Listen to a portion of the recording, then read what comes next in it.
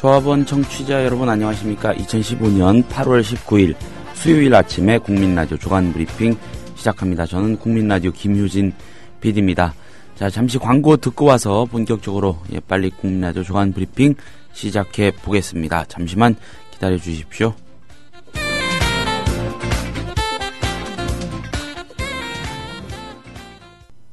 네, 8월 19일 수요일 아침이고요. 저는 국민라디오 김효진 PD입니다. 반갑습니다. 자, 오늘 주간 브리핑 뭐라고 표현을 해야 될까요? 우리 사회의 현 주소, 정말 극명하게 현 주소를 보여주는 한 단면을 좀 길게 짚고 넘어가야 될 것 같습니다. 경향신문 일면으로 먼저 좀 가보겠습니다. 요즘 기업들이요, 이 고위층 자녀들에 대한 이른바 토털 케어, 전면적 관리, 이렇게 해석을 달아놨네요. 이 토털 케어라는 걸 하고 있다는데, 기업들이 고위층 자녀들에 대한 토털 케어를 하고 있다. 이게 무슨 얘기인지 한번 짚어보겠습니다. 국내 대기업들이 정치인과 고위 공직자 등의 자녀들을 위해 취업과 해외 연수, 고속 승진 등 특별 배려를 해주는 관행이 고착되고 있다는 겁니다. 이 고관 대작 자녀들을 위한 이른바 토털 케어 시스템을 가동하고 있다는 것인데, 대기업의 한 관계자는요, 경향신문 기자에게 이런 말을 했답니다. 신입사원 중 정상 절차를 거쳐 입사하는 직원 비율이 70%라면 나머지 30%는 직간접적으로 부모 후광을 업고 들어온다. 개인 능력뿐만 아니라 지원자의 집안 배경을 이용한 사업 확장성과 위기 관리를 선발의 요인으로 고려하기 때문이다. 이렇게 말을 한 겁니다. 대기업과 정관계 사이에는 취업을 놓고 단계적인 청탁이 이루어진다고 합니다. 복수의 대기업 관계자들에 따르면 국회의원들은 신입사원 채용 절차가 시작되면 아이가 입사 지원서를 넣었는데 잘 봐달라, 이렇게 연락을 합니다. 의원들이 직접 이 최고 경영자에게 연락하거나 의원실, 수석 보좌관 등을 통해서 물밑에서 해당 기업에 이 같은 의중을 전달한다는 겁니다. 대기업 측은 보통 어렵더라도 서류 통과는 신경을 좀 쓰겠다, 이렇게 답변을 한다네요. 채용 과정에서는 특정 지원자가 누구의 아들 또는 딸인지가 파악이 돼서 전형 단계마다 유리한 조치가 취해진다고 합니다. 서류 전형과 필기 시험을 통과해 면접을 본 뒤에는 탈락해도 좋으니 최종 합격 발표 전에 미리 결과만 알려달라는 부탁이 한 번 더 전달이 되는데, 이 부탁은 업계에서 사실상 반드시 채용해달라, 이런 말에 완곡한 표현으로 해석이 된다고 하고요. 당연하겠죠. 며칠 기다리면은 발표 나는데 굳이 전화를 해가지고 미리 알려달라고 합니까? 이렇게 입사를 하면은 사측이 관리하는 고관대작 자녀 리스트에 이름이 올라갑니다. 이 리스트에는 근무 중인 계열사와 부서, 직책과 함께 누구누구누구 총리 조카, 누구누구누구 대법관 딸 등의 꼬리표가 붙는다고 합니다. 이 꼬리표는 금수저 인증 꼬리표입니까? 리스트에 한번 이름이 올라가면 연수나 승진 등에서 입사 동기들에 비해 큰 혜택이 주어진다고도 하고요. 대기업들은 정관계 인사의 자녀들뿐 아니라 그들의 측근을 경력직으로 채용함으로써 각종 보험성 특혜, 이걸 안겨주고 있다고 합니다. 경향신문이 기사에서 방금 전에 땡땡땡 총리 조카, 땡땡땡 대법관 딸, 이런 꼬리표가 붙는다는 표현을 썼는데, 이거 뜬금없이 근거 없이 그냥 하나의 예로만 이렇게 적은 건 아닐 것 같습니다. 취재하는 과정에서 실제로 이런 경우를 확인했기 때문에 이렇게 표현을 한 거 아닐까 싶네요. 그렇죠. 다 그런 건 아니겠는데, 입사 지원서 예전에 그 취업 준비할 때 보면은 부모님의 뭐라고 해야 될까요? 배경, 그러니까 무슨 일을 하시는지 구체적으로 적게끔 하는 것도 있고요. 그리고 결혼한 사람에 대해서는 배우자의 직업, 직급 이런 거, 이것도 구체적으로 적게 하는 경우가 있습니다.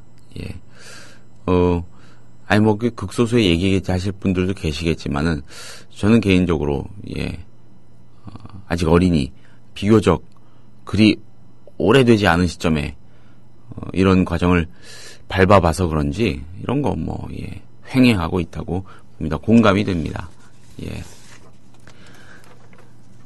한겨레 일면으로 가가지고 그 진짜 사례들을 좀 한번 살펴보죠. 고위층 자녀대 취업 반칙이다 이렇게 표현을 했고요. 법조판 음서제 파문이 확산되고 있다 이런 얘기도 한겨레가 제목을 통해서 하고 있는데 본문으로 가보겠습니다. 법조계가 때 아닌 음서제 논란으로 시끌시끌하답니다. 국회의원 등 유력자의 법조인 자녀가 부모의 후광을 배경으로 대기업 등에 취업했다는 의혹이 잇따라 제기되기 때문입니다. 법학전문대학원 로스쿨 변호사 시험에 대한 불신과 급증하는 변호사 수, 법조계의 불황 등이 얽혀서 한국 사회의 고질인 연줄 문화, 이것의 폐해가 고스란히 드러나고 있다는 것입니다. 나승철 변호사 등 변호사 5명, 서울지방변호사회 회장을 지냈죠. 나승철 변호사 등 변호사 5명은 어제 국회 정론관에서 기자회견을 열어서 변호사 724명의 이름으로 로스쿨 출신 딸을 위한 취업 청탁, 새정치민주연합 윤우덕 의원의 사퇴를 촉구한다는 성명을 발표했습니다. 이들은 윤 의원의 행동은 국회의원이 지위를 남용해 직위의 취득을 알선하는 것으로 마땅히 징계받아야 한다.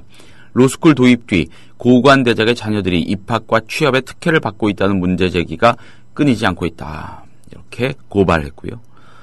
앞서 윤우덕 의원은 자녀를 대기업 변호사로 취직시키려고 직접 청탁한 사실이 알려져서 논란을 빚었습니다.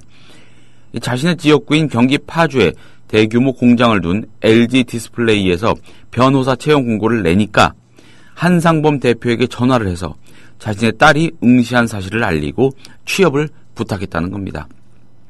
윤우덕 의원은 잘못을 인정하고 딸이 사직하도록 했지만 파문은 수그러들지 않고 있습니다. 또 지난 17일에는 김태환 변호사 등 법조인 572명이 정부 법무공단을 상대로 김태원 새누리당 의원 아들 채용과 관련한 서류 심사 및 면접 자료 정보 공개를 청구하기도 했습니다. 로스쿨 1기 출신인 김 의원의 아들은 고등법원 재판연구원, 이 로클럭이라고 하죠. 이 로클럭을 할 때인 2013년 정부 법무공단 변호사 선발의 응모에 채용이 됩니다. 정부 법무공단이 응모 자격을 법조 경력 5년 이상의 변호사에서 사법연수원 수료자나 로스쿨을 졸업한 법조 경력자로 바꿔 김 의원의 아들에게 특혜를 준 거 아니냐, 이런 의혹이 제기되는 겁니다. 손범규 당시 정부 법무공단 이사장이 김 의원과 18대 국회에서 고양시 덕양갑과 을에 나란히 당선된 사이여서 의혹이 짙어졌습니다. 그렇죠? 경향신문이 지적한 우리 사회의 우울한 단면, 한겨레에서 구체적으로 사례를 확인해 보았습니다. 한겨레 기사 한 꼭지 더 보겠습니다. 일면에 있는 기사인데요. 이런 현실을 바라보는 청년들의 심정이 어떨지를 조명하고 있습니다. 청년들 10명 중 9명은, 그러니까 이런 거는 그냥 거의 전부 다라고 보면 되겠죠. 10명 중 9명은 노력에 따른 대가가 공정하지 않다고 인식하고 있다. 이런 얘기입니다. 청년들이 느끼는 우리 사회의 공정성 수준과 패자 부활의 기회가 100점 만점으로 계산하면 20점대에 불과하다. 이런 조사 결과가 나왔다는 것입니다. 한겨레 경제사회연구원이 전국의 만 19에서 34세 1,500명을 대상으로 벌인 청년 의식 조사 결과를 보면 우리 사회는 노력에 따른 공정한 대가가 제공된다. 된다고 응답한 사람이 13.9%에 불과합니다. 공정한 대가가 제공되지 않는다는 답변이 86.1%, 거의 90%, 10명 중 9명에 가깝죠. 또 사회적 성취에서 부모의 경제적 지위보다 나의 노력이 더 중요하다는 응답은 27.3%에 그친 반면 부모의 경제적 지위가 더 중요하다는 응답이 72.7%에 이르렀다. 이런 결과도 집계가 됐습니다. 패자 부활의 기회를 묻는 질문에는 응답자의 65.1%가 우리 사회는 한 번 실패하면 다시 일어서기 어렵다고 답했고 다시 일어설 수 있을 것이라고 긍정적으로 답한 경우는 10명 중 4명도 채 안 됩니다. 35% 정도. 예. 열심히 일하면 더 나은 계층으로 올라갈 수 있다는 응답은 10명 중 2명을 살짝 넘네요. 22.7%. 예. 다시 못 올라간다. 이렇게 답한 사람이 10명 중 8명에 가깝습니다. 특히 부모의 경제적 지위, 예. 이걸 바라보는 시각 사이의 격차가 두드러졌죠. 자, 최근 논란이 되고 있습니다. 임금 피크제 도입에 대해서는 일단 이 청년들도 10명 중 한 7명 정도 70.3%가 찬성을 한다고 하네요. 예. 그런데 반면 임금 피크제로 청년 일자리가 늘어날 것이라고 생각하느냐? 이런 질문에는 75%, 10명 중 8명 가까이가 늘어나지 않을 것이다. 이렇게 비관적으로 바라보고 있었답니다. 청년층 대다수가 임금 피크제라는 제도 도입 자체에는 찬성을 하지만 이것이 청년 일자리 증가로 이어질 것이라는 논리에는 동의하지 않는다는 것입니다. 예. 정부가 임금 피크제 등등 이른바 노동개혁, 예, 이른바 노동개혁을 밀어붙이면서 내거는 명분 가운데 하나는 청년 일자리 문제를 해소하겠다는 거 아니겠습니까? 예, 청년들은 이렇게 생각을 합니다. 참고를 좀 하고 밀어붙여도 밀어붙여야 하지 않을까라는 생각을 해봅니다. 예. 자, 다른 얘기로 좀 넘어가 보겠습니다. 한국일보 일면입니다. 종교인 과세, 뭐 하루 이틀 된 문제가 아니죠. 정의구현의 한 갈래 척도로 인식되는 문제이기도 한데 종교인 과세가 첫 관문을 넘기도 힘들 것 같다. 이런 내용의 기사입니다. 정부가 종교소득을 법률에 명시하겠다며 종교인 소득 과세 방침을 일단 원칙적으로 밝히긴 했지만 실제 법제화 과정에서 첫 관문인 국회 조세법안심사소위원회 조세소위 이렇게 일컬으면 더 익숙하시죠? 이 조세소위 통과조차도 장담할 수 없는 것으로 나타났습니다. 이걸 어떻게 이렇게 가늠을 하느냐 봤더니 한국일보가요. 기획재정위 조세소위 소속 여야 의원 9명 전원을 상대로 조사를 했습니다. 그랬더니 단 2명만이 찬성 입장을 나타냈습니다. 찬성한 사람 새정치민주연합 김관영 의원 그리고 정의당 박원석 의원 이렇게 둘 뿐입니다. 김관영 의원은 조세 형평성 차원에서 필요하고 오랜 논의를 거쳐 국민적 공감대도 충분히 형성돼 있다. 이렇게 실현돼야 한다는 주장을 펼쳤고요. 박원석 의원은 종교인 소득을 법에 규정한 뒤 소득에 따라 차등화하는 게 합리적인 아니다. 이렇게 구체적인 보관을 밝히기도 했습니다. 첫 관문인 조세소위의 분위기를 볼 때 정부가 2013년에 이어 다시 내놓은 종교인 과세 방안 이번에도 국회의 벽을 넘지 못할 가능성이 상당히 높다. 이렇게 분석을 할 수밖에 없겠죠. 국회의 벽이라는 표현도 사실 아깝습니다. 상임위도 아니고 상임위 산하 소위 이 소위도 못 넘어갈 판이라는 거 아니겠습니까? 박원석 의원은요. 어떻게 보면 정부와 국회가 서로 핑퐁치기를 하는 상황이다. 정부도 지금 시행령을 이용해 과세할 수 있는데도 국회로 공을 미뤘고 국회는 국회대로 왜 꼭 우리한테 하라고 하느냐. 이런 입장이다. 이렇게 분위기를 전했습니다. 자, 흥미로운 기사가 한 꼭지 실렸습니다. 중앙일보 8면으로 좀 가보겠습니다. 금태섭 변호사이지 않습니까? 지난 대선 때 안철수 후보 캠프 상황실장으로 일했습니다.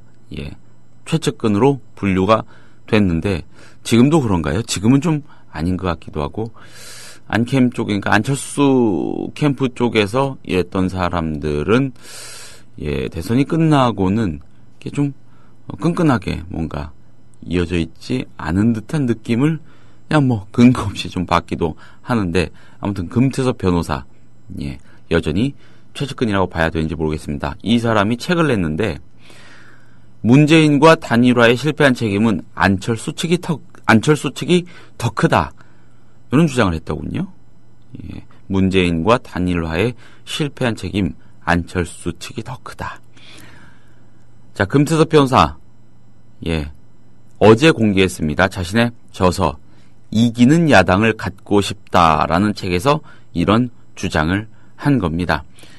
금태섭 변호사는 당시 안 후보 캠프 협상팀의 일원으로 민주당 문 후보 측과 단일화 협상에 나섰죠.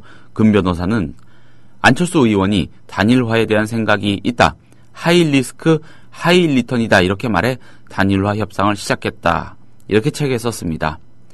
안 후보의 최측근, 진짜 최측근이다. 이렇게 분류가 되기도 하는데, 박경철, 안동 신세계연합클리닉 원장 또한 안 후보와 문 후보 사이에 다른 사람들은 모르는 깊은 교감이 있다. 비공개로 만난 일도 여러 차례 있었던 터라 잘 해결이 될 것이다 라고 말했다고 금 변호사가 책에서 소개를 했습니다. 그러나 금 변호사는 단일화 협상 과정에서 캠프 본부에선 아무런 지침이 없었다. 버티라는 말만 있었을 뿐 양측 모두 받아들일 수 있는 방식을 논의하라는 사인이 오지 않았다. 이런 말을 한 겁니다. 금 변호사는 그러면서 우리 측은 아예 구체적인 안을 내놓지도 않고 문 후보 측이 터무니없는 안을 내놓고 논의하는 것은 아무 의미가 없다고 계속 반박만 했다. 그러니까 판 자체가 이미 이들의 단일화를 바랐던 유권자들의 기대와는 다르게 형성이 돼 있었음을 금 변호사의 주장대로라면 짐작할 수 있는 것이네요. 금 변호사는 특히 이 캠프 본부는 여론조사가 오염됐기 때문에 안 된다는 말만 해서 어안이 벙벙했다. 굉장히 답답했던 모양이군요. 여론조사 안 하면 어떻게 합니까? 그는 노무현 정몽준 후보가 합의했던 2002년 여론조사 방식 그대로 하자고 했다면 양쪽 모두 반대할 명분이 없었을 것이라면서 여론조사를 했다면 안철수 후보가 이겼을 것이다. 이런 말도 했습니다. 자, 이 말도 흥미롭습니다. 안철수 후보가 급작스럽게 후보직에서 사퇴한 거에 대해서는 최악의 수였다. 이렇게 평가를 했네요. 금태섭 변호사는 안철수 캠프가 실패한 중요한 원인으로 소통 부재를 꼽았습니다. 그리고 소통 부재의 핵심 원인으론 비선 조직을 들었습니다. 오늘 이 소식 다른 언론도 많이 전하고 있는데 다수의 언론은 바로 이 대목을 포인트 제목으로 뽑았거든요. 이런 얘기입니다. 박경철 원장이 비선으로서 너무 많이 끼어들었다. 금태섭 변호사는 비밀리에 운영되는 모임에서 메시지의 방향을 결정하다 보니 아무도 예상하지 못한 발표가 불쑥불쑥 튀어나왔다. 결정의 상당 부분이 캠프가 아닌 비공식 모임에서 이루어지고 있었다. 이렇게 전했습니다. 박경철 원장을 겨냥하는 얘기입니다.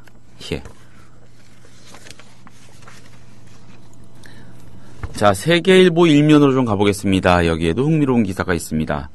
조응천 전 청와대 공직기강 비서관. 한때 가장 핫했던 이름인데 어느새 머릿속에서 좀 지워져 있었습니다. 이 사람이 다시 등장을 했네요. 이런 말 했습니다. 정윤회 문건 김기춘 실장이 지시했다. 무슨 얘기인지 한번 들어가 보죠. 조응천 전 비서관은 정윤회 국정개입 의혹 문건은 김기춘 청와대 비서실장이 자신의 교체서를 누가 퍼뜨리는지 알아보라고 지시를 내려서 이를 조사한 결과로 작성한 것이다. 이렇게 어제 밝혔습니다.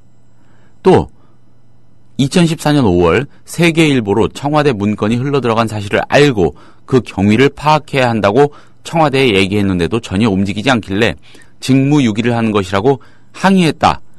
그래놓고는 나중에 나한테 국기문란 사범이라고 청와대가 뒤집어 씌웠다. 이렇게 말했습니다.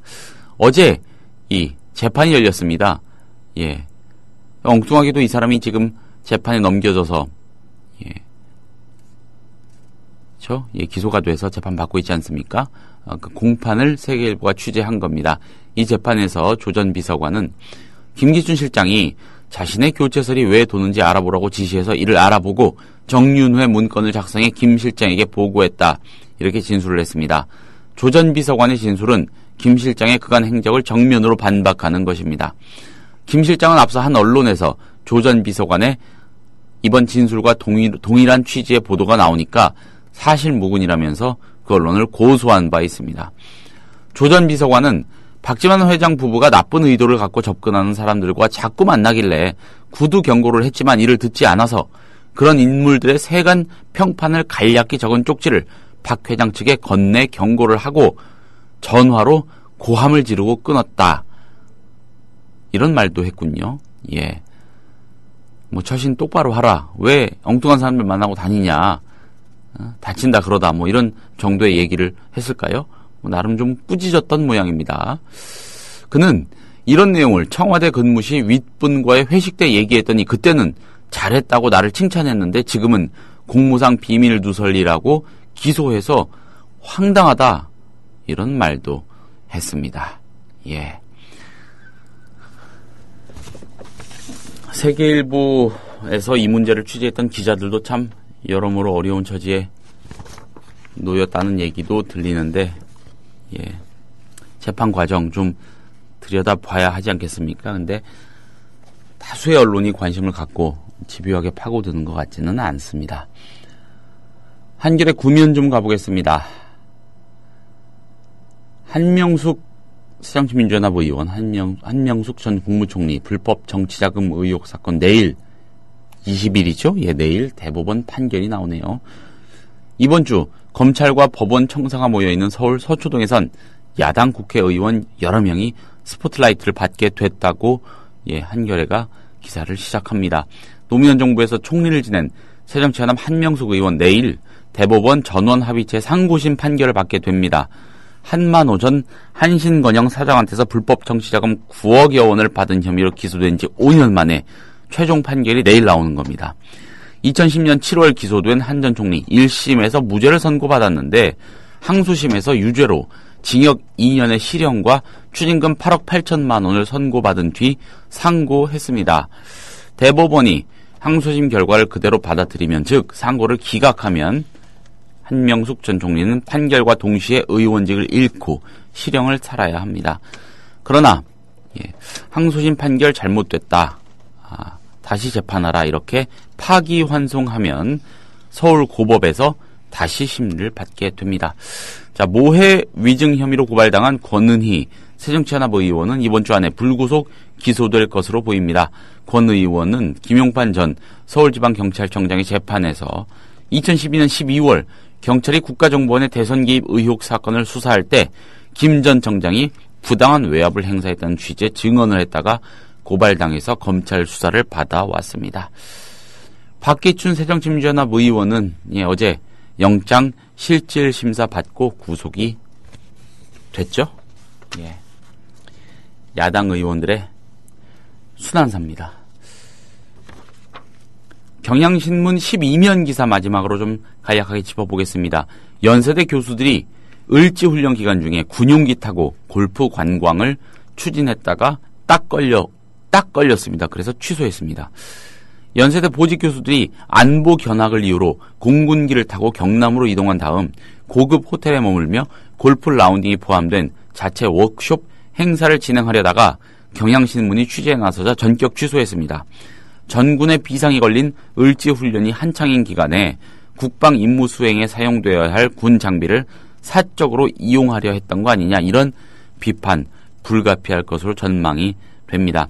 연세대 관계자는 경향신문과의 통화에서 실장 처장급 교수들, 보직 교수들이 원래는 오늘 오전, 19일 오전 공군 성남 비행장에서 공군 비행기를 타고 남해로 이동해 2박 3일간 워크숍을 할 계획이었다 이렇게 확인을 해 주었습니다. 공군도 이런 사실을 확인해 주었다고 하고요. 연세대 측은 경향신문이 취재에 들어가자 어제 오후 10시쯤 행사 일정을 전격 취소했다고 하는군요. 박진배 행정대 외부총장은 19일 오늘 외부에서 진행할 예정이었던 안보 견학과 워크숍 일정을 변경해 모든 행사를 서울 신촌 캠퍼스 내에서 진행하기로 했다 이렇게 밝혔습니다. 공군기를 이용한 교수들의 견학은 연세대 정갑영 총장이 공군에 먼저 제의한 것이라고 합니다. 자, 8월 19일 수요일 아침에 보내드린 국민라디오 조간 브리핑 오늘 수는 여기까지 해보겠습니다. 청취해 주셔서 감사하고요. 오늘 하루 또 활기차게 보내시기 바랍니다. 저는 물러가겠습니다. 고맙습니다.